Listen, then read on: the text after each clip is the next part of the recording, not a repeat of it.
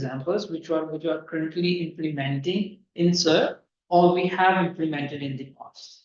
And then we will wrap it up and then we will open the floor for the questions. So that is the structure and that is how we design the presentation. So moving on. Next slide. Yes. Thank you. So I will just start with a very basic definition of mixed method. So mixed method research involves the collection, analysis, interpretation, and reporting of both qualitative and quantitative data within a single study. So as the name implies, like we are mixing the qualitative and quantitative approaches. So the next obvious question is like how we're mixing it. So that is basically done in two major components. So first, we can integrate quantitative data with the narrative insights of the qualitative data, or we can do it the other way around, like we can mix the quantitative data with the narrative insights of the qualitative data. So what to do, like, okay, we mix them up, we use both of them to answer our hypothesis. The most amazing thing of using mixed method is that it allows us with the sufficient depth and the breadth. So these are the two common terms which are used in the mixed method, depth and the breadth. So what to do? So for example, you are a person A is a quantitative person, is a researcher and is using the mixed method. So he collected data from 10,000, 20,000 participants. So it's a quantitative data. He ran a survey, he collected data, and he analyzed the data. But at the same time, he also collected data from the same participant, but just 20, 30 participants, and run the interview data, collect interview data from them. What do you do with it? What helps them? So by 20,000, by 1,000, 2,000, 20,000 participant survey data, bring the breadth. Basically, you have collected data from a wider population. And on the other hand, by collecting data from 20, 30 in-depth interviews or doing the ethnographic research, any qualitative method, you bring the depth in. So you bring the both components, the breadth and the depth. That is the main strength of mixed methods. So moving on. Yes. So I just want to build on my previous slides and provide some more explanation on the strength of the mixed method. So the first strength is the expansion of the study scope. Basically, both qualitative and quantitative data have their own ways of stating a hypothesis, their own understanding how you can approach a particular problem, how you can build a particular hypothesis. By combining both of them, you can use hypothesis from the quantitative and also the qualitative side. So that is another strength of it. Next, it provides rich insights, like I mentioned before. It brings the depth and the breadth from the qualitative and breadth from the quantitative side. And when you combine them, obviously, you get a more complete picture as compared to a single method. So when you bring a more complete picture, it adds value to your research. So what does that add value to your research? It provides you with the more robust research answers. It provides you with more ways to answer your hypothesis. And when you have more ways to answer your hypothesis, it brings rigorous, it brings rigorous to your conclusions and also generalizability. I can provide an example from my own research. We collect data, we've done a massive mixed study on the illegal migrants from Pakistan, which were using the illegal means to reach Europe. And we conducted a massive mixed study, and then we used those results in the Nigeria. I'm pretty sure if I have only used one method, I will not be able to bring my results to Nigeria. So that is what it brings validity to your conclusions and generalizability. And obviously, when your conclusions is rigorous and you have more generalizability, it brings credibility and reliability. When I bring my mixed study from Pakistan on migrants to Nigerian government and the Nigerian NGOs, they were more than happy to listen to me and to accept my conclusions because of mixed method. So moving on. Oh, sorry.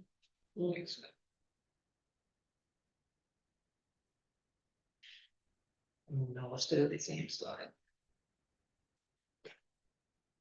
So now next is like I go through some basic idea about the strength of the mixed study. Now, for example, if some person have decided, okay, we believe in the strength of mixed methods and we're going to implement it now. What are the first three things you have to consider if you decided to implement a mixed method study? The first is the priority of the approaches. So the first decision you have to make as a researcher, if you have decided to run a mixed method study, is that what are you going to prioritize? You're going to prioritize the quantitative, you're going to prioritize the qualitative, or you're going to give equal weightage to both of the approaches within mixed method. So from these three options, you have to select one before you start doing the mixed method. The second thing is the interaction between data sets.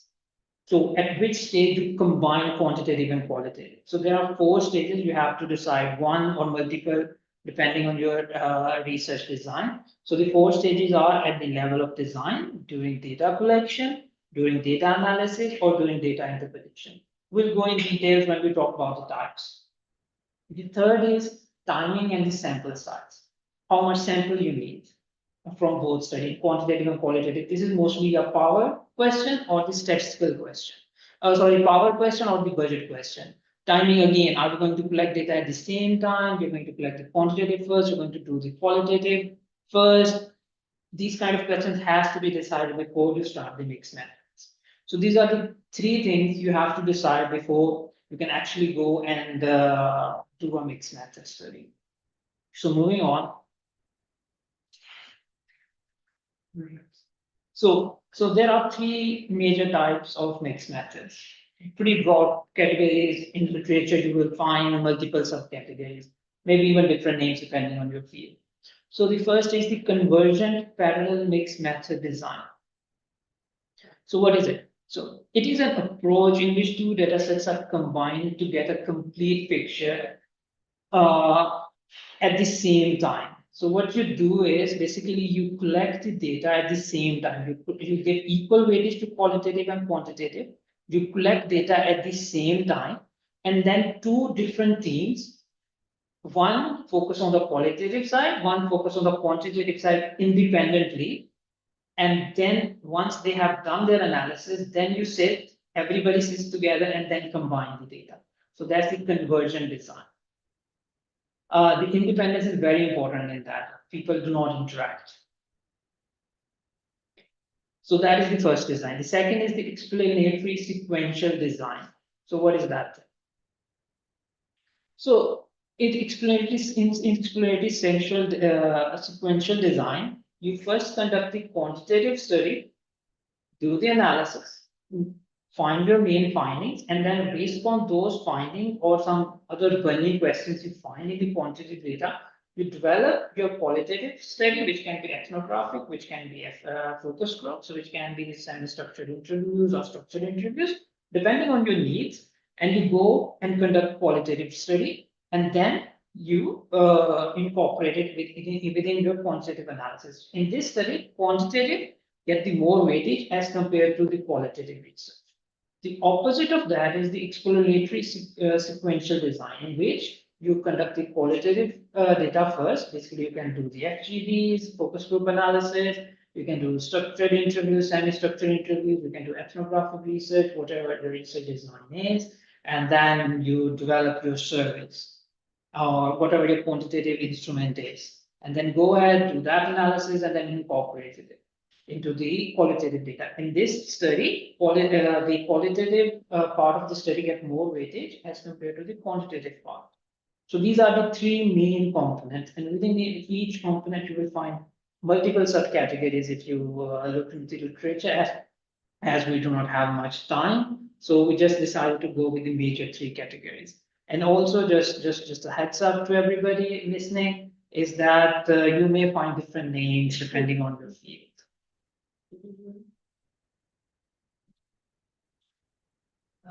To the next one. Right, thanks, Killer, for giving that overview of mixed methods research. And as we mentioned in the beginning, that we will be going over mixed methods design, its types, and what and how are we going to implement it? How can we possibly implement it? But we also share that we're going to share some practical examples from the work that we have done at SERP to let you know how mixed methods, different types of mixed method designs can be applied.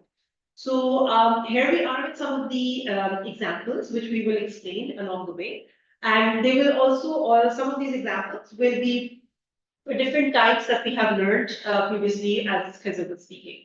So based on the first project that I want to give example about is the leveraging social protection programs for adolescent nutrition.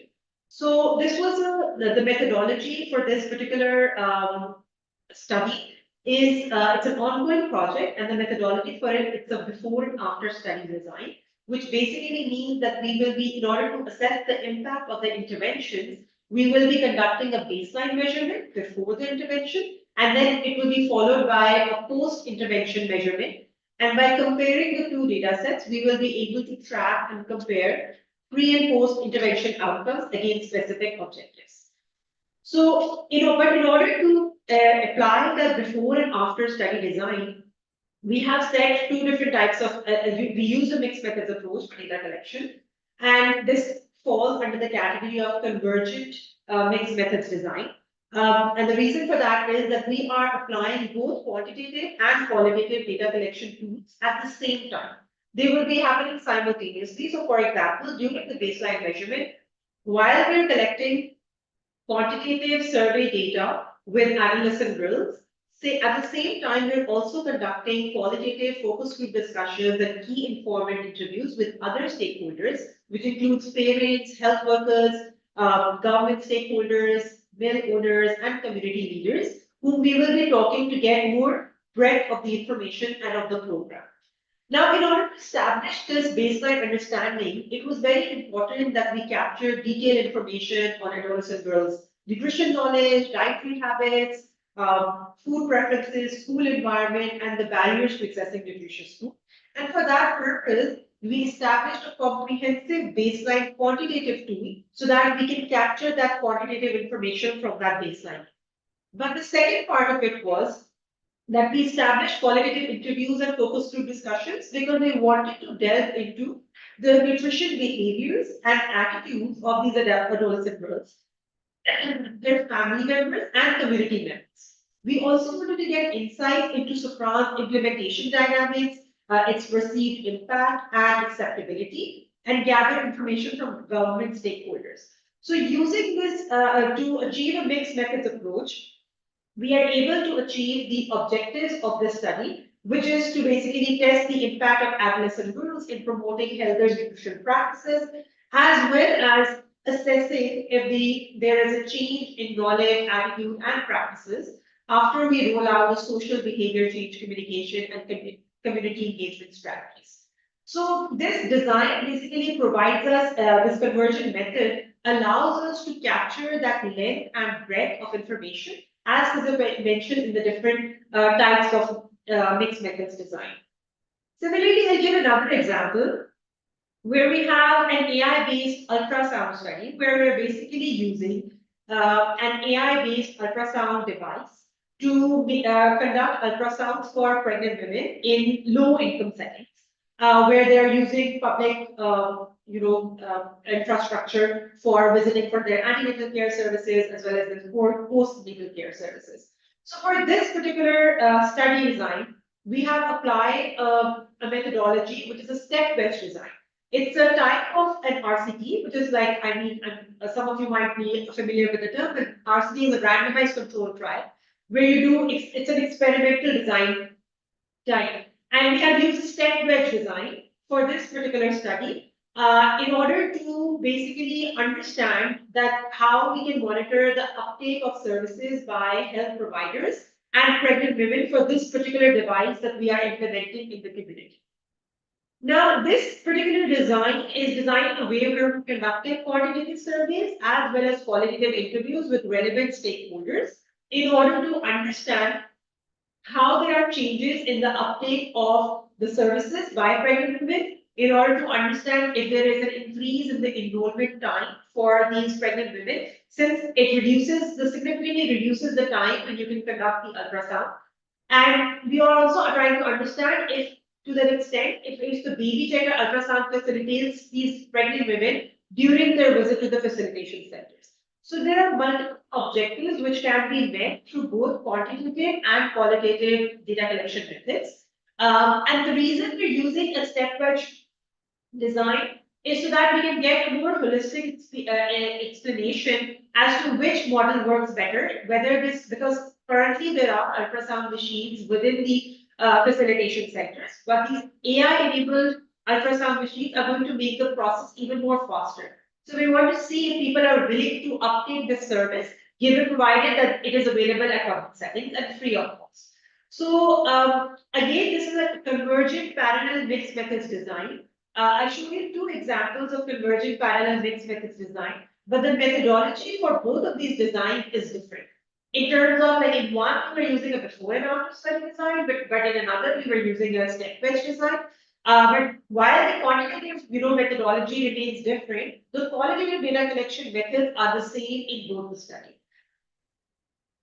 A step-based design, in case some of you might be interested, what a step-based design is. So basically what happens is that in this particular study, we have selected 4 districts where we're going to implement the intervention. There's a treatment arm A, there's a treatment arm B. In the treatment arm A, there are 2 districts, whereas in treatment arm 2B, there are also 2 districts. So the first treatment arm A will receive intervention after the baseline measurement, whereas the treatment arm B will receive the intervention after the midline survey. So it's like a stepwise introduction of intervention within these districts to understand the differences that take place with the introducing a new intervention in certain areas. So that's another approach that you can use for your mixed method design. Another example that we have for another type of mixed methods research design, which I would allow Kizil to explain more in detail, is the explanatory sequential design. And we have two examples for that as well. And I'll let Kizil explain this one, and then I'll explain another one for this particular design type. So, as I mentioned before, in the explanatory sequential design, we collect the quantitative data first, and then we'll, based on our analysis, we go ahead and collect the qualitative data. So, the previous 2 examples was from the RCTs, randomized controlled trials. This one is a quasi-experimental design. I mean, we do have control and treatments, but it's a quasi-experimental design. So you can see from the slides, like in the quantitative data collection. Oh, before I continue, I forget I need to explain what the project is about. So the National Institution of Excellence in Teacher Education is a project that is implementing in the capital city, Islamabad of Pakistan, in which the teachers are provided training and the scripted curriculum for the pedagogical reasons. And we're testing if the scripted pedagogy is useful or not, and also if the teacher training helps to adopt that or not. So these are our hypotheses we're working with. And as I mentioned before, it's a quasi-experimental design. Why we have to go for the quasi-experimental design is the reason. The project was already implemented when we were hired to evaluate the project. So if the project is already implemented, I do not have the opportunity to collect a baseline. That is why we go with the quasi-experimental and matching design. You can see that we have provided a lot of weightage on the quantitative data collection. We are using tests of students, we're using USER, which is quite commonly used all over the globe. We're using teacher surveys, we're using classroom observation tools. Basically, we're going to record the classrooms between treatment and control and then compare them. So on the quantitative quantitative side of this project, we have 1, 2, 3 methods. And we have collected all of that data last month, basically, and currently we are analyzing them and also developing our qualitative tools. We plan to collect our qualitative data at the end of this month. You can see we're just collecting KIs, which is basically an interview. We're going to do a semi-structured interview with the teachers, government entities, and the service providers. A lot of weightage is provided to the quantitative data. We collected the quantitative data already. We are in the process of analyzing it. And also, at the same time, we're developing our qualitative tools. At the end of the month, we'll go conduct our interviews. We have already identified major themes. We're going to go and ask questions based on those major themes. from the teachers, government, and the service provider, and in the end, we'll triangulate all the data. So this is an example of explanatory sequential design within a quasi-experimental study design. Great. If there are any questions, we can also take some from the middle, but if not, we can take all of them at the end as well. So because I know this is a lot of information to digest, Uh, it's quite interesting though.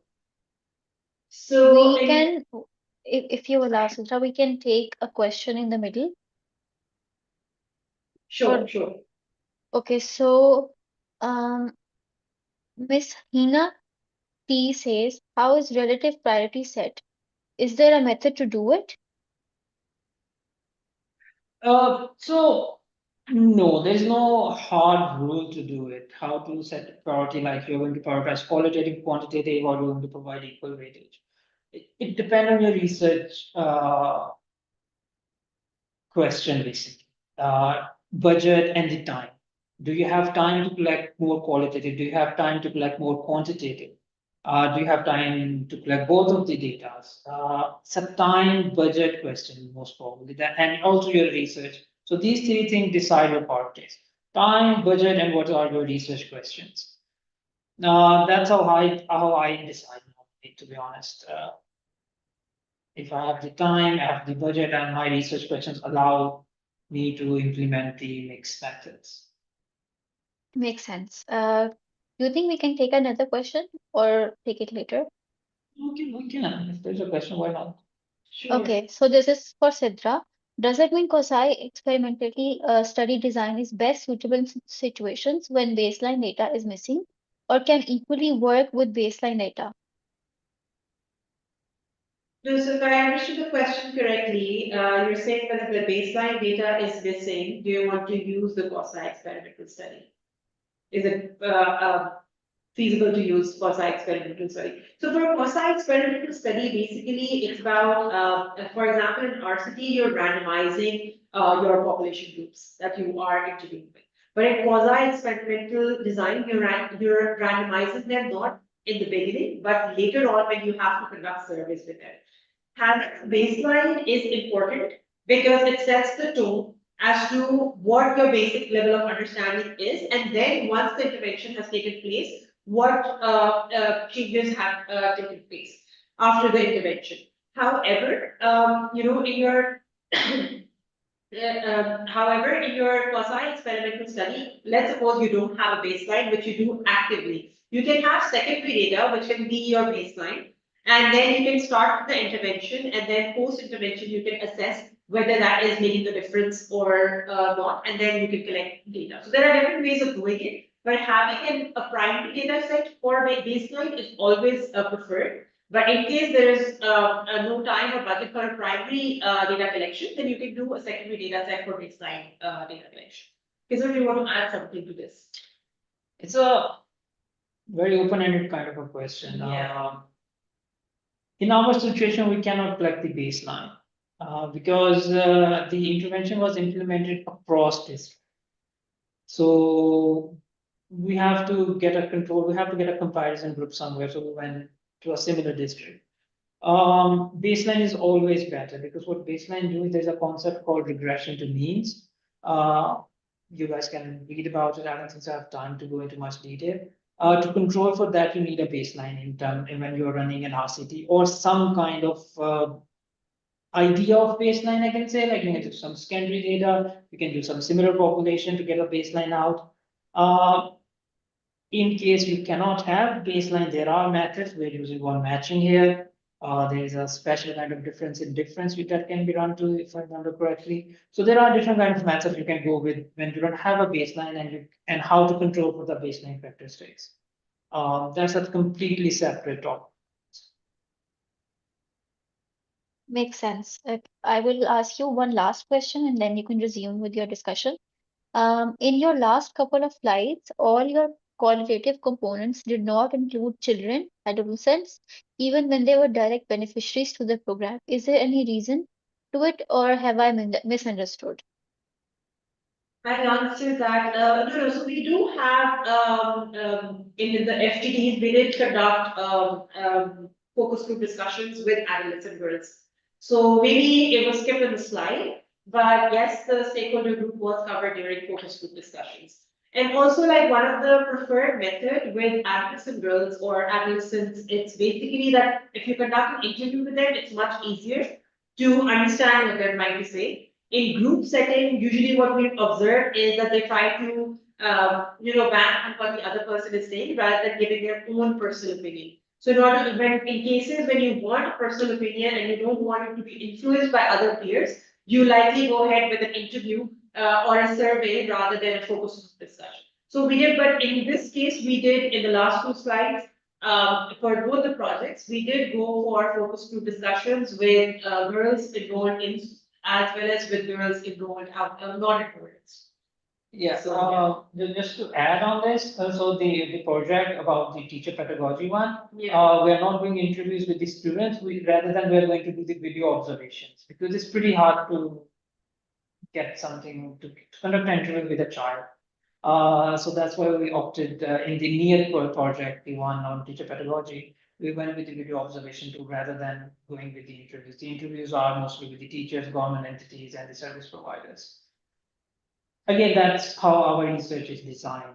Because, Yeah. because we try to conduct some interviews with the students, it does not work out as the way we envisioned, and we decided to go with the video observation in the end.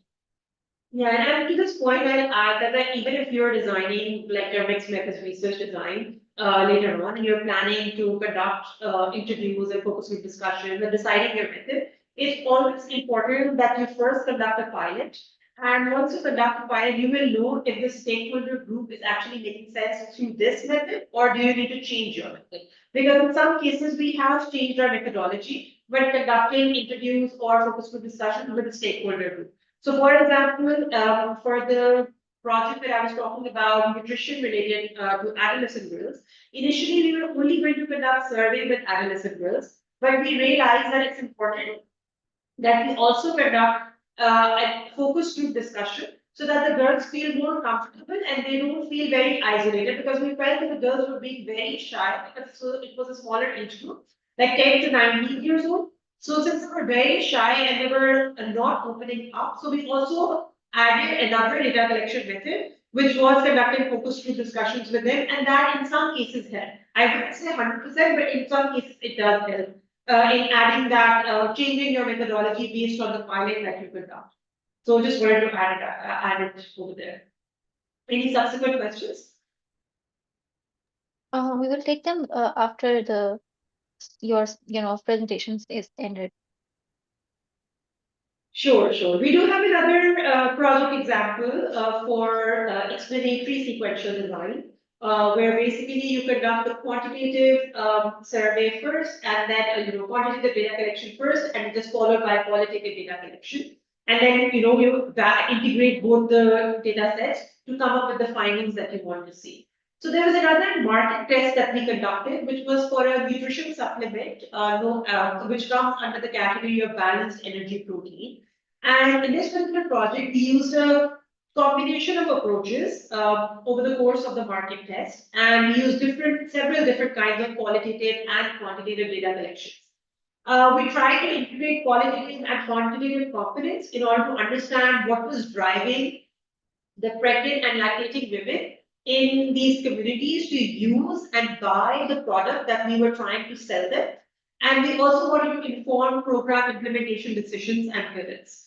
I'll briefly go over the project detail. You all can also see a compact slide where we had three different phases of the project, where there was a proof of concept phase, where they were basically that phase was meant, as I was mentioning pilot, since this was a market test, so this phase was mainly meant to resolve any execution issues, any issues that we came up with program implementation. And we conducted small sample surveys. For example, if there were 4 districts, we conducted 100 surveys per district, and in order to gain insight about the product. Then there was another phase which involved refinement, confirming the model effectiveness. And in this case, we conducted qualitative interviews with pregnant women, and we also conducted exit interviews at urban healthcare providers. Then this third phase, which was a scaling up phase, we wanted to optimize for cost effectiveness, and we conducted interviews with lactating women as well as conducted a multi-dimensional large sample survey in order to gain insights on different topics and themes that we wanted to collect data on so that we could achieve the objectives of the program. You might see that the CRP is written, that's basically community resource persons who were going from house to house to sell the door-to-door selling of the balanced energy protein product. So in terms of quantitative surveys, when we conduct independent rapid small-scale survey of pregnant lactating women, it was to validate monitoring results and to generate insights on the demographics of the pregnant lactating women that we were going to target, the product awareness, purchase decisions, and consumption behaviors. Whereas on the demand side, the large sample survey was conducted later on in 2023 to assess how well the business models were working. At the supply side, this multi-dimensional survey, it also included community resource persons, the Sataravadis, these were the healthcare providers and the pharmacies who were actually giving out the product in order to understand what complemented the monitoring data and the pregnant and lactating women surveys with an independent assessment of how the business model activities were being implemented. So as you know, you might remember in the first few slides, because I mentioned how there's data triangulation that needs to take place. So this was basically an example of data triangulation where you were not only collecting in one direction, but you were using multiple directions and multiple sources to collect data to understand if there was the model or business model that was implemented was working well or was working in the direction that we wanted to see it in. Later on, it was a qualitative interviews. Now, I'll go over the qualitative part of it initially, just briefly. We conducted a multi-round qualitative study, and this was basically a cohort study because we ran it for over a year. We conducted for a year to learn about the experiences of women who were purchasing this product, who used Velma in the urban districts, in the rural districts, as well as to investigate factors that are associated with the adoption of the product, the continuation of the product, and the discontinuation of the product which was branded as Velma during their pregnancy and lactation phases. We also wanted to explore how the key mediating factors identified in the Velma impact pathway influence consumption. And we also wanted to understand how factors which are influencing consumption of Velma and experiences of Velma, they change over time and at different stages of pregnancy and lactation. So in detail, this qualitative study was conducted in order to understand all of these factors. But the interesting part is here now, where you can see that we have on the top, I have the theory of change for our project. And then at the bottom, I have these different surveys which validate different information at different points in time. So you can see, the small survey findings as we came up and how the experience with the product was. The small survey findings, they influenced how we developed the qualitative questionnaires for the cohort study that I just mentioned about for the first two rounds. And the findings for the qualitative instruments of the interviews that we conducted, they influenced how we developed the large survey that I mentioned, the multi-dimensional large survey. That's how they influence and how we're going to develop those instruments. So the findings of each survey were defining the questionnaires and the tools for the next upcoming survey in the timeline duration of the project. So for example, there was a question when we found out that, personal experience of the product, a knowledge of Velma and the experience of the product, it really motivates the purchase. They're likely to use it when they feel motivated, and they use it for themselves, for their health, for the health of their baby, and they're likely to continue using it if they feel motivated themselves. And a majority of women, they reported that Velma has also influenced their health in terms of improving their fatigue, their other body aches and aches, and so they were feeling good about it. They were generally physical changes within their body, which led them to continue using the product. Similarly, as we found out these findings, there was a question, for example, in the round 1 and 2 of qualitative interviews that we conducted with pregnant women, we found out that there was a component of milk supply which was not being addressed in the initial interviews. Based on the findings, we added questions related to that theme and topic in our subsequent rounds of data collection, which was round 3 and round 4 of the cohort study that I mentioned, which had 4 rounds basically. And the large sample survey that we conducted post that cohort study validated most aspects of the impact pathway as well as the questions that we added based on the previous surveys. So the reason I'm explaining this all in detail is basically how this was an instance in which the qualitative cohort study validated and expanded on findings first from a small sample survey, and then the results from these surveys continue to define the surveys for the upcoming, surveys, large sample surveys as well. So another key finding, for example, was I'll give you an example in the next slide where we found out that there are pregnant lactating women agency and household decision making. In this case, the quantitative and qualitative data contribute slightly different information to create a more complete holistic picture.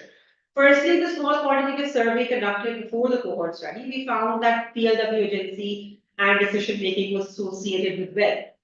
That is, women in the poorest districts more often said that they needed advice from their husband or mother-in-law to purchase Velma, whereas women in wealthier districts were less likely to need permission.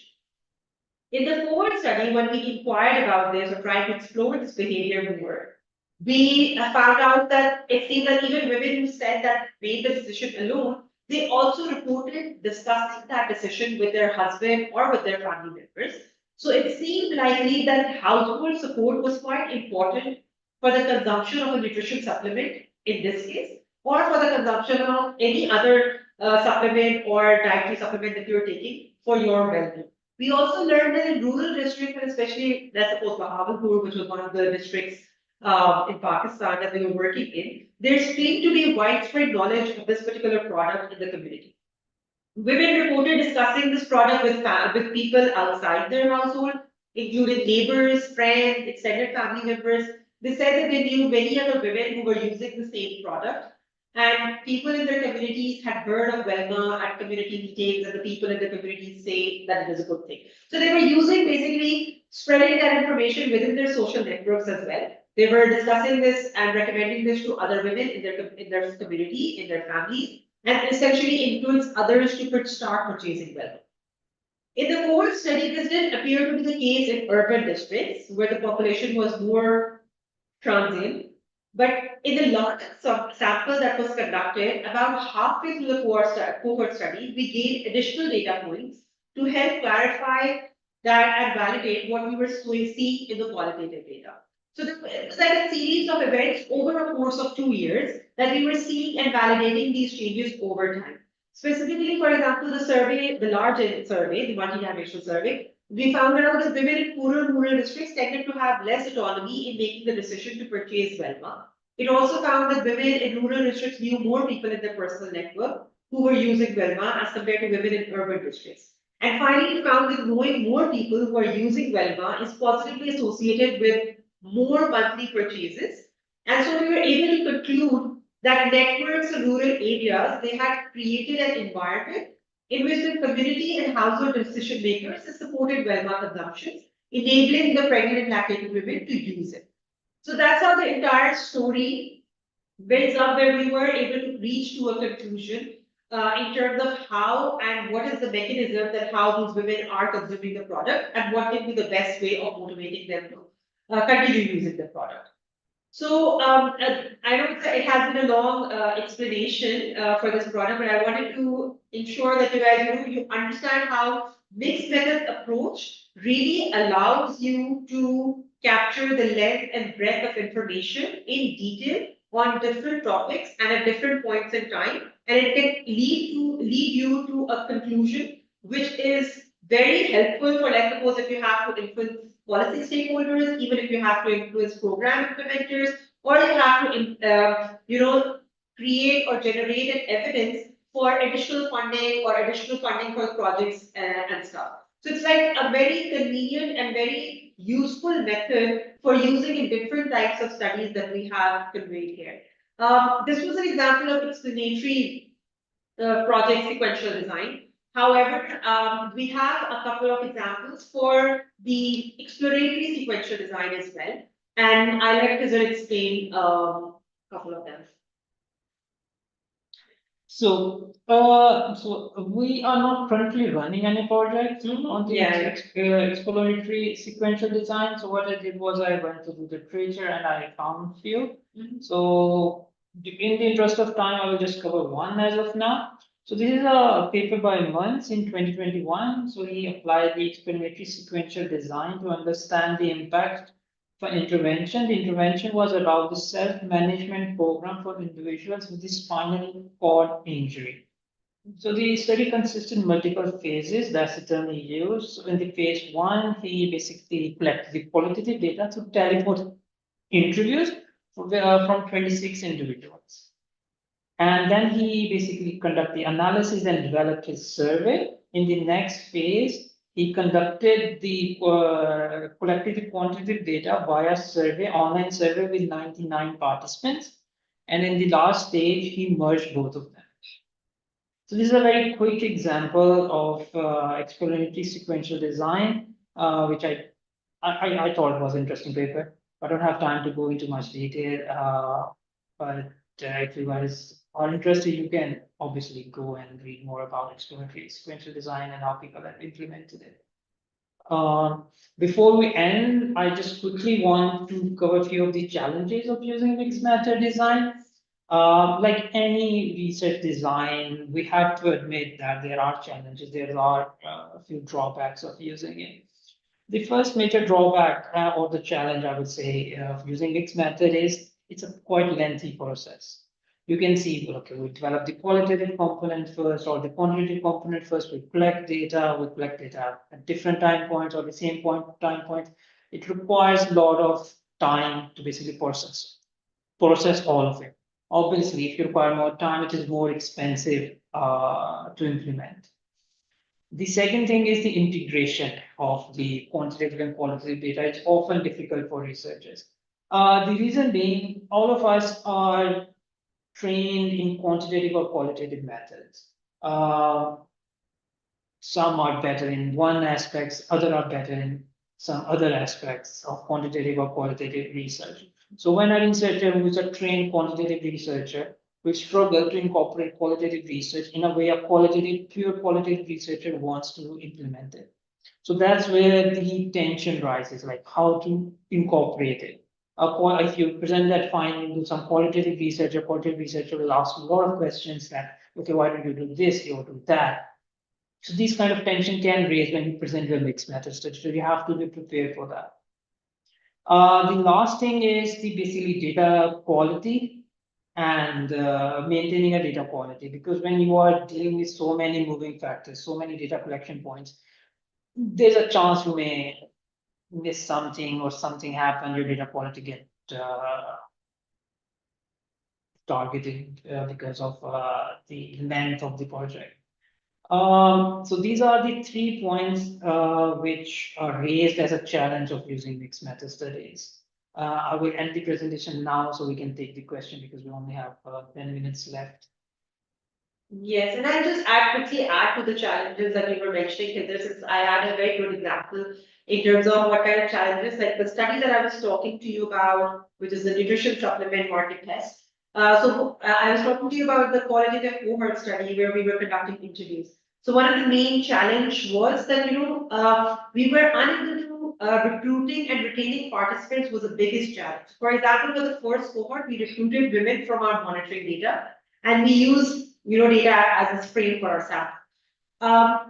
But when we went into the second round, we were out of the 40 women that we had recruited in the first round, we were unable to contact 50% of the women because either they had migrated or they had different phone numbers or they were not living in the same place or they were not willing to participate in the study. So recruitment was a major challenge. And then for the second round, we basically had to deploy very creative strategies like, in terms of something which is not also coercive, but also make it incentivizing them to participate in our study by, either giving them something related to like a water bottle or like something which engages them to participate, but at the same time, does not also influence them enough that they are, participating by coercion within the study. So that was a real challenge. And even also another kind of challenge was also that some later on when we were approaching these participants, a lot of them either have their phones off or they have already, let's suppose if we had to talk to a pregnant women, they have already delivered. So now when we went back to them, we wanted them to be in their earlier phases, but they were in their later phases.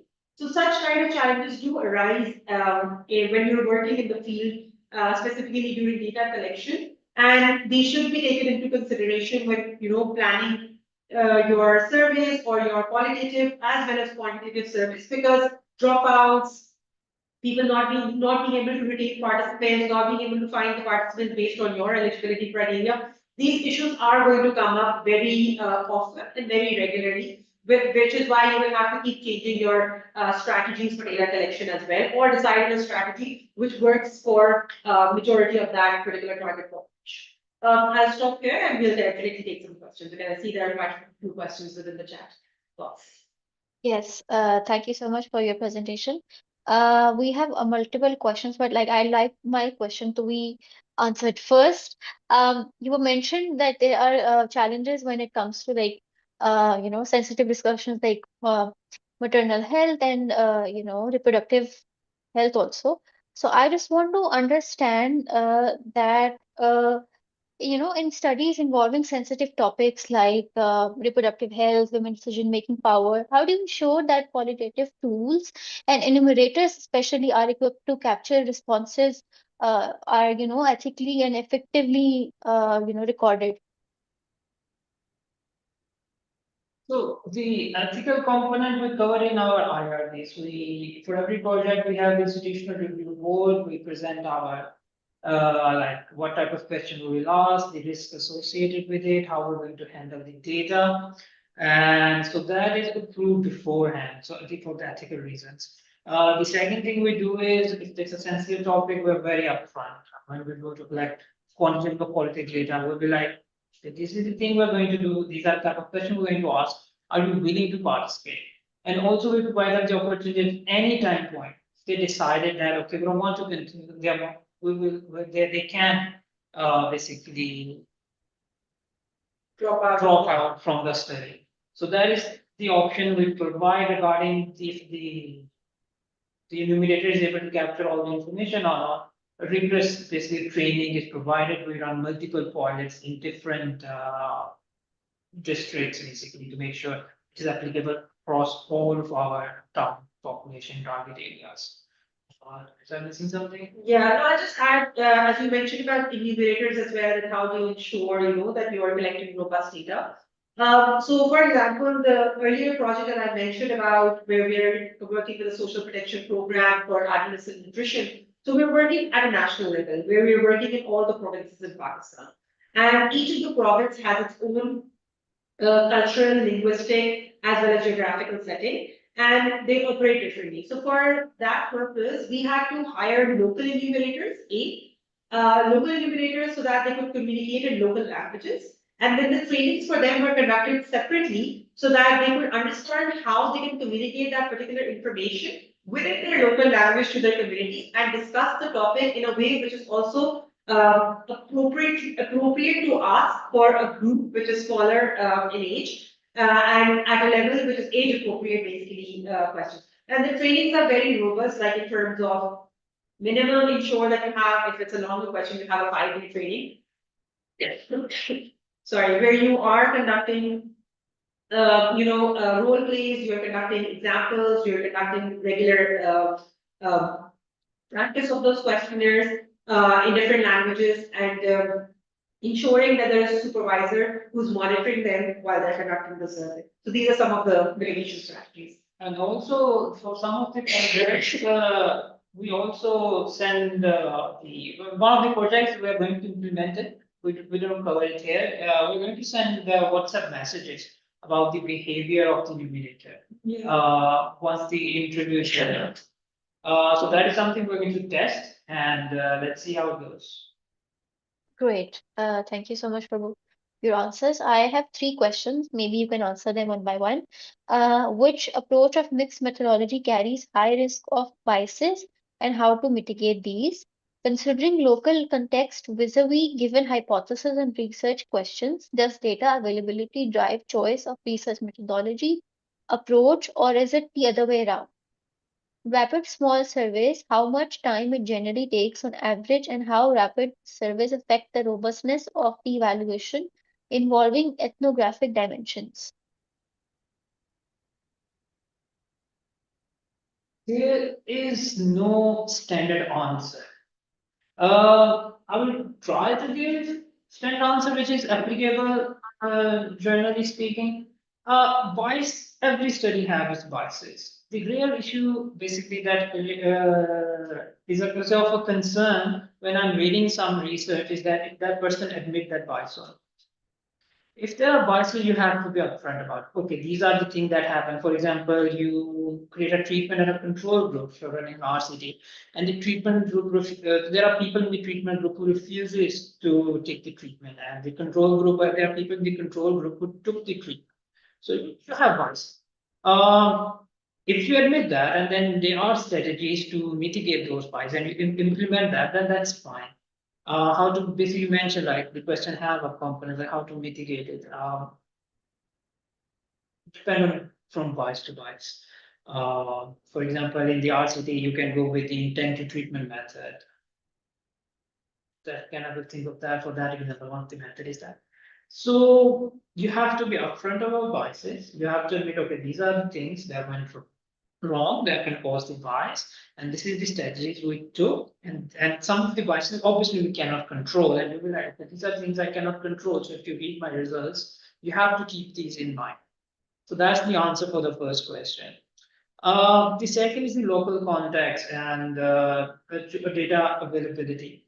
Uh, so in the countries like in Pakistan, most of the countries in global south, obviously secondary data is very patchy.